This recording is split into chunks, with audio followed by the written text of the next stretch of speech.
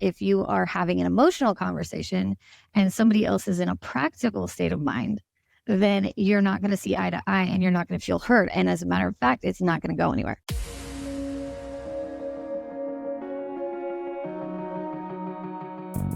Agent Power Huddle is a daily jumpstart, giving you all the tools you need to create an amazing real estate career.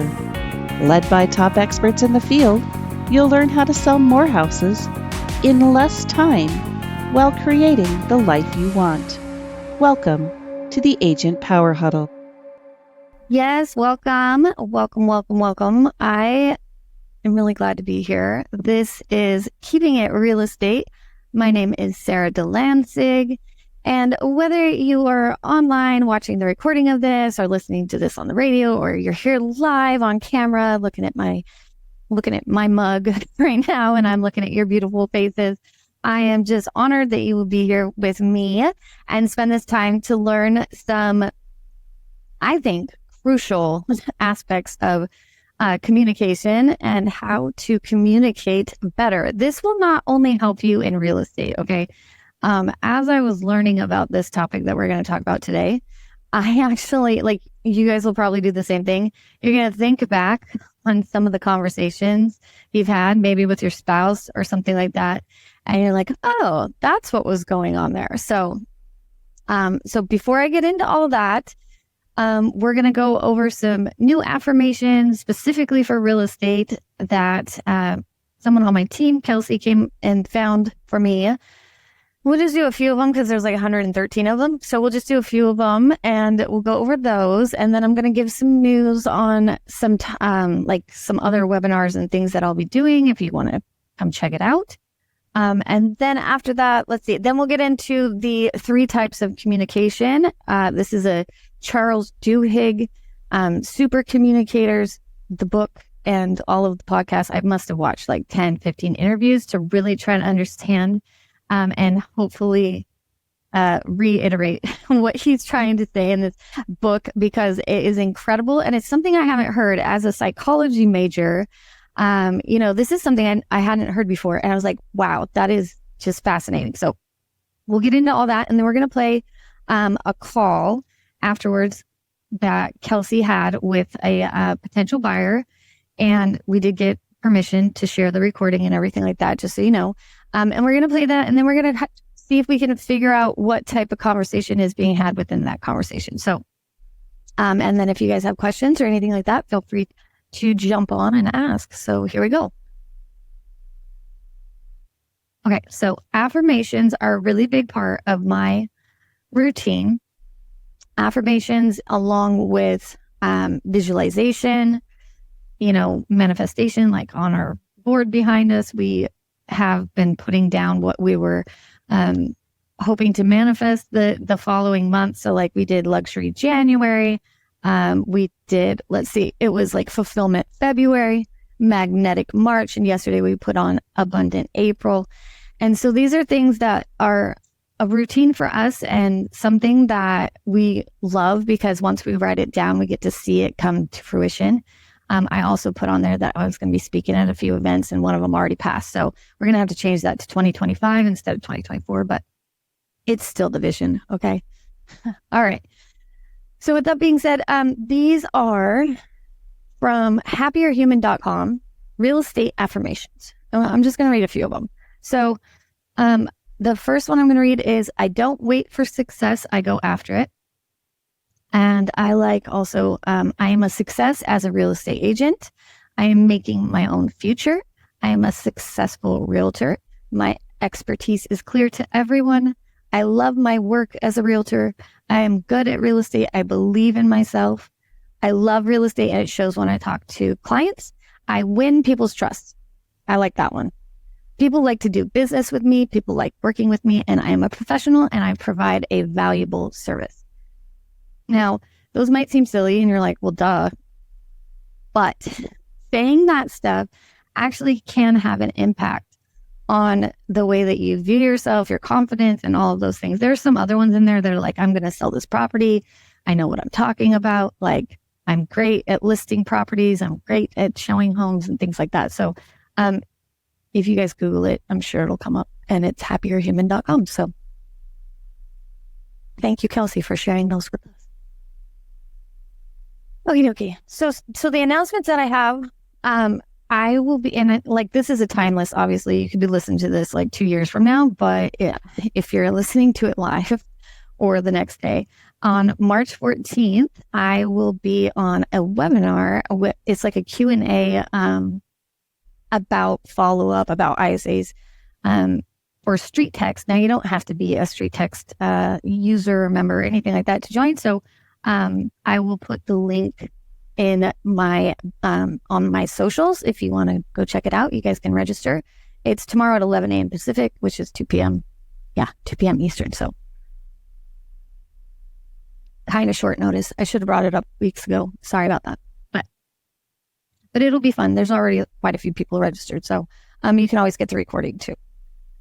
Okay. So this topic, all right, it's called Super Communicators, How to Be a Super Communicator. So the book is by Charles Duhigg. He's a Pulitzer Prize winning journalist who wrote a couple books.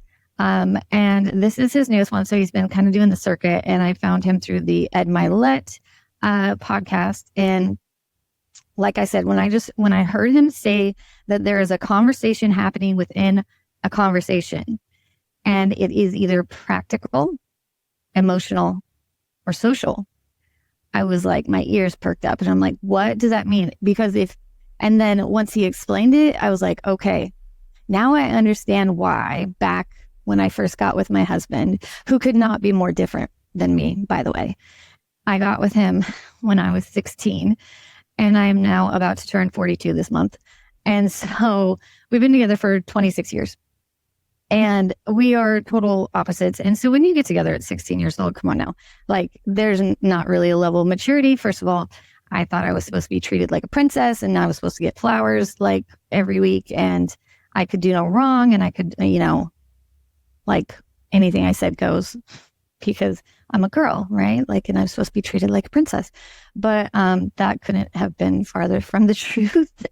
And we are just total opposites. He's more reserved. He's very like thoughtful. I used to need like a sign that was like, don't take offense. Like, whatever I'm thinking just comes out of my mouth, which can be helpful, but not when you're in a relationship. So anyways, 26 years of really learning to communicate with each other, you figure some things out. And now, we are happier than ever and all that. But looking back on a relationship, when Charles said that if you are having an emotional conversation and somebody else is in a practical state of mind, then you're not going to see eye to eye, and you're not going to feel heard. And as a matter of fact, it's not going to go anywhere. Now, if you are a woman, this might resonate, but it's funny because Charles actually used this example, and it could be anyone, right? So but he said that he would come home from work and he would be kind of complaining about work, and his wife would try to fix it with some advice, and she would say, hey, maybe you should take your boss out for lunch and just talk about it and everything like that. But he never felt heard because he just wanted to, I have a new mic and I just hit it. He's like, I just wanted her to empathize with me. Now, this is where I'm like, okay, so like sometimes women, when I first got with my husband, I would just like, I would just be like, hey, like, I just want to tell you about this situation. I'm just upset. And he would always try to fix it. I'm like, I don't need you to fix it. I just want you to listen to me and empathize with me. So this is how this breaks down. So the first one is practical. When you're having a practical conversation with somebody within a conversation, right? You're talking about plans. You're making plans, either, like, hey, what are you doing this Saturday? Okay, are you free? Blah, blah, blah, right? You're either making plans or you are trying to solve a problem. So that is a practical conversation. So if you're both speaking that language, then you're both going to feel heard. Now, like I said before, if you're having an emotional conversation and somebody else is in a practical state of mind, you're not going to feel very heard about it, right? So let me give you an example of that. When you're having an emotional conversation, you want somebody to empathize with you.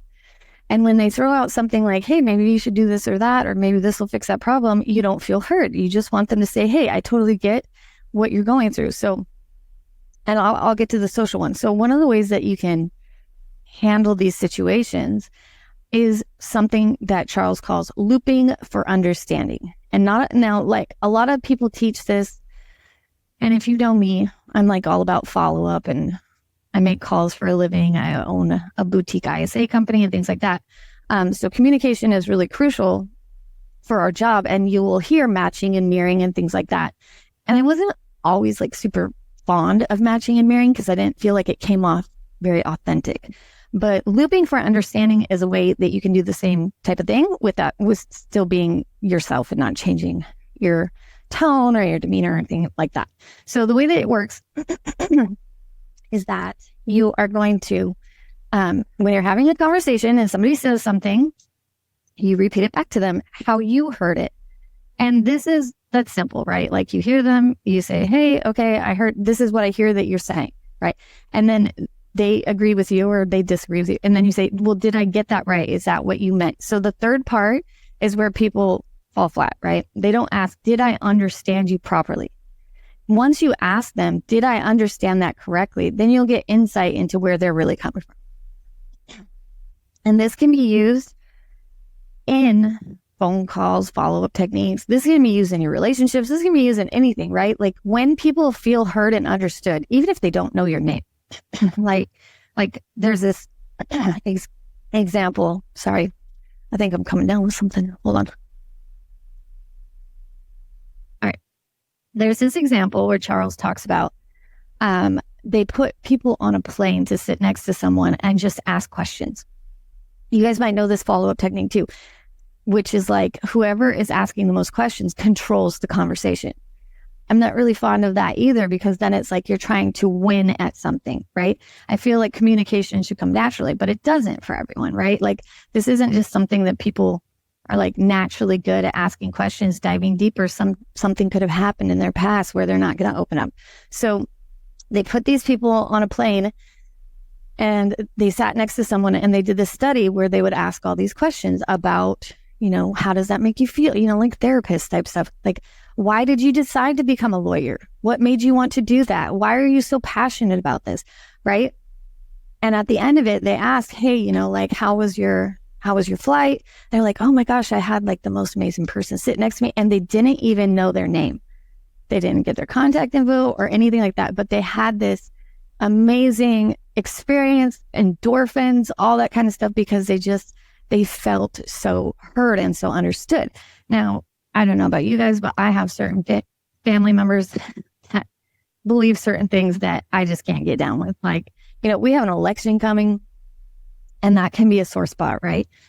And I'm not going to tell you which way you should lean or anything like that. What I'm going to say though, is that Charles brings up, like, you might have a crazy uncle that like believes that there are lizard people and like things like that. And instead of like avoiding a conversation with him or with your uncle, I shouldn't have said crazy, but like maybe there are lizard people, right? So let's just say we need to understand, why does he think that, right? So instead of avoiding a conversation, you can approach him and say, hey, why this sounds really important to you. Can you tell me more about why why you're so passionate about this topic? And then you really get to the motivation. Then you really get to the bottom line of where this is coming from. And then that's when they feel hurt, right? And that's where you use the looping for understanding. You repeat it back to them. It sounds like at one point, you felt like this was going to be taken away from you. Some kind of thing happened in your life and you felt misunderstood, or maybe you saw something, right? So it's just a way for us as agents, as people, to really start to understand where people are coming from instead of just being dismissive about it. And so having these hard conversations actually helps, Now, I could talk about this all day. He goes into this whole thing about Netflix and the CEO of Netflix, and how there was like this falling out and how they had to have these really hard conversations about race. I could talk about it all day, but I'm going to use a point that Charles made about how happiness comes from communication. So he uses a study where they said that if you are 65 and older, they can determine how happy you are based on whether or not you have 2 quality friendships where you feel heard and understood. Like if you guys are listening to this right now And you're like, oh my gosh, if something horrible happened, there's that one person that I would call. Like somebody's probably popping to mind right now. You're like, oh, you know, if I had a horrible day, I'm going to call my husband. I'm going to call my best friend. I'm going to call somebody, right? Those people have learned how to be super communicators with you by doing these things like looping for understanding and things like that. And it's just a way that you now feel comfortable with them and you can talk to them, right? Okay, so the third one is social. So social communication is more like this, right? Like educational, right? Social is like, where do we come from? How do we, like, what do we relate on? Do we both believe in lizard people, right? Sorry, I'm using an example. I hope it doesn't offend anyone. I could use flat earth, but my brother literally believes that, so we're not going to go there. Hopefully not anymore. But anyways, I have 5 brothers and sisters. You're bound to get a crazy one. Anyway, so love my family. Have some tools now that I can use at these family gatherings is what I'm trying to say. So this hits home for me, as you can see, right? So, okay, so social conversations, like that's a little bit like most of the time we're having a practical or an emotional conversation. And not all women are having the emotional conversation and not all men are having the practical one, right? But for my husband and I would like complain about work or something. And then he would be like, well, you should do that. Or he would like take my side so aggressively that I would feel like, now I can't be friends with that person. And that's hard when it's your own sister too, right? You don't want that, right? So, so basically I eventually I was like, look, I don't want you to fix this. I told him this. And so when I heard this whole thing with Charles, his book and super communicators and this underlying conversation that is super, super important. And I had never heard it in my psychology classes or anything like that. I was like, whoa, that is literally what happened a long time ago when I was like, look, I don't need you to try to fix this. I just want you to like, I'm so sorry. Oh, that sucks. Like, aw, poor me. All right, good. Now I'm cool. Now I can sit with the discomfort and I can move on, which is really funny because Ed Milet also, no, it wasn't Ed Milet. It was Alex Hormozy. Side note, I was watching this really good video about what he learned from his wife.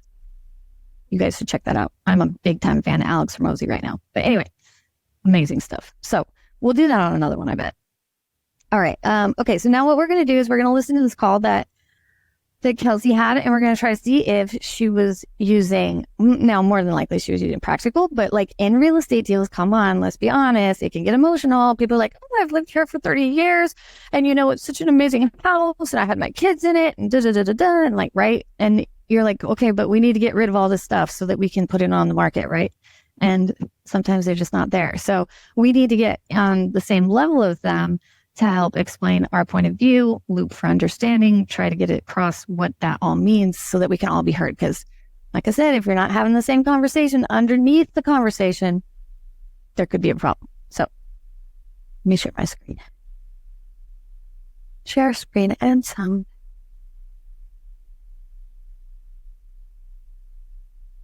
Okay.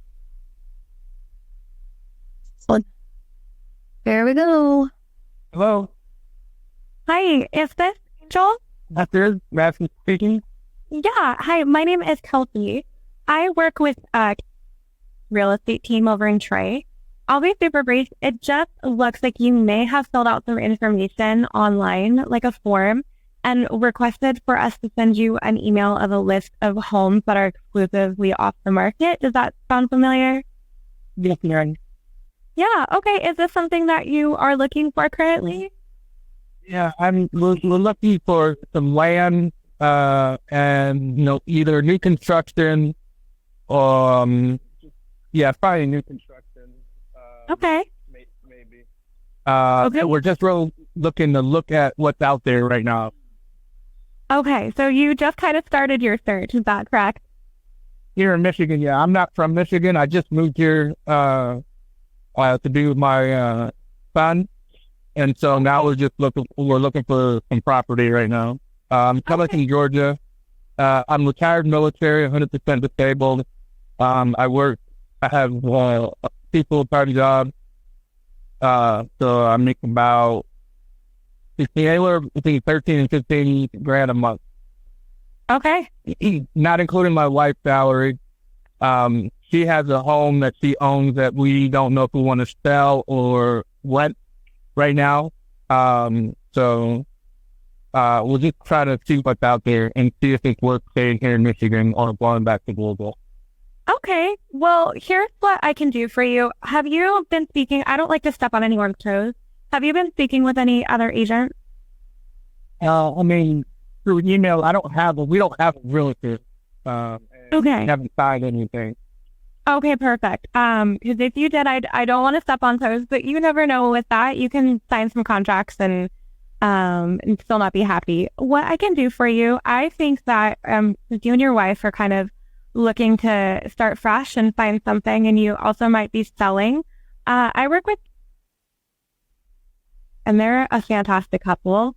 Maybe I can either, if you have some time, I can put you on a brief hold and see if I can get him on the phone, or I can have him schedule a time to call you so you guys can kind of discuss everything that it is you're looking for, kind of your budget and things like that. I feel like they'd be a good fit to help you guys out.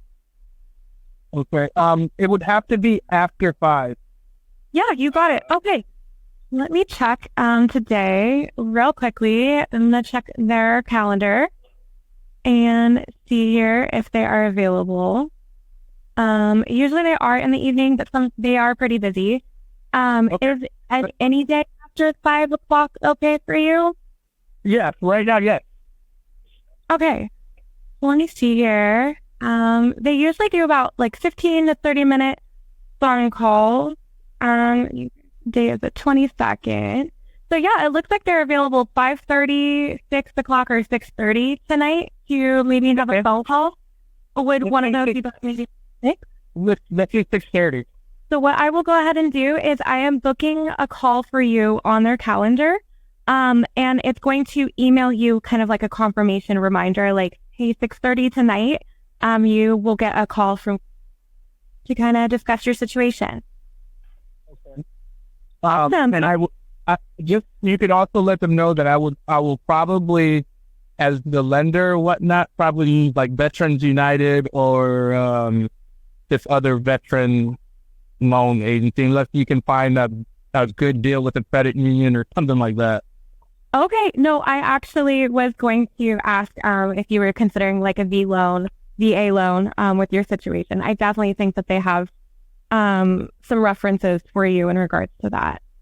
Okay. And one more thing that you can share, like I really need someone that's experienced with working with the VA loan, because what I am trying to do ultimately is get land and the house. So either find a house already on the land or have a house built on the land. I understand. Okay. But I know it's kind of tricky using the VA, but I know it can be done. We need to find the person or the people who can do it. Okay. Well, you are in good hands. I feel like you guys are gonna connect really well. Since it's a couple, and help you with your situation, really find like something that's like a permanent place for you to invest in and, raise your family. And it's a big move you made from Georgia. So I want you to feel confident, and they have a lot of experience. So I'm excited for you. Thank you. What, I'm sorry, I have a daughter that goes to Clark, Atlanta. So okay. We're not tied to Michigan, but we'd like to see if we can find something here, obviously, because her family's here. But my wife's family's here, and my son goes to school here. Yeah, it kind of like did that progressive move over. It's a lot to move from state to state. I understand. Yeah, but military, we're used to it, Yeah, absolutely. Well, thank you for your service. Absolutely. Thank you. And you're going to be in good hands, and you sound like you have your stuff together and a good situation to have a lot of different options, it looks like. So I'm excited. I'm confident. I will definitely reach out to them and have them call you. I've booked the appointment. So you're going to get a confirmation email. And then in about a week or so, I'm just going to probably call you back and reconnect and see if you guys got to talk and connect and see how we move forward. Perfect. Thank you so much. Okay. No, you've been absolutely amazing. Thank you for talking with me and for your time. Well, They will be in touch. Please check your email to see that confirmation. I will also text you their contact information so you can see what number you should be expecting. Okay, thank you so much.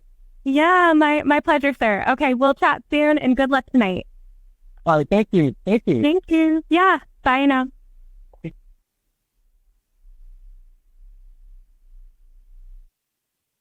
Okay, so admittedly, I heard her on that call while she was on it, but I didn't hear the other side of it. That was the first time I heard the whole thing. And I thought, okay, right off the bat, she said, so you just started your search, is that correct? So she right away like looped for understanding right there. And look, if you do it every single time, it's not natural, right? But like when you're having a serious conversation and you want to make sure that you understand and hear what they're saying, you know, repeating it back to them and saying it back to them is the way to make sure that you know what they're trying to say. So that was really good. And it was mostly a practical conversation until she kind of went the emotional route, like, I'm excited for you. This is a really big move, things like that. And then you could see he went emotional too. So he kind of switched it up. And now he was like, yeah, well, my son goes to Atlanta. I wrote it down. He goes to Clark, Atlanta. So we don't need to stay in this area, things like that. Right. So it kind of took a shift. So I guess you can like have those kind of things happen. But I do think it was overall, it was a really good call. Like he is looking for something specific. Lots of people like to hear our calls, so we share them. Another thing that I like to share on these is our call numbers for the week. We had an interesting week last week. And this week, actually, Kelsey got 7 wins yesterday. And what we consider wins are, you know, somebody that books an appointment, a live transfer, an in-person listing appointment, signing a contract, right, to sell their home or something like that, a CMA request or a property alert request. So those are what we consider wins, like some kind of request for information or agreeing to move forward, talking to the agent, that kind of stuff. So she had 7 of those yesterday. And we were also in meetings. So it was pretty good. Overall, last week, we had 952 calls made with 19 team wins. And so you can see why 7 wins is a big deal on Monday, because last week was a little rough. And now we're getting into that spring market where things are kind of changing. And now we're finally seeing people pick up the phone again. Cause like, I'll be honest with you, like January and February are kind of slow. And not a whole lot of pickups, but we're getting back into it where people are answering. I also had a couple of listing appointments. One of them turned out to have an encumbrance. And so the agent was like, nah, not working with that. But, you know, things are happening again. So that's exciting. I will now open this up. If anybody had any questions or thoughts, comments, anything like that, happy to answer questions.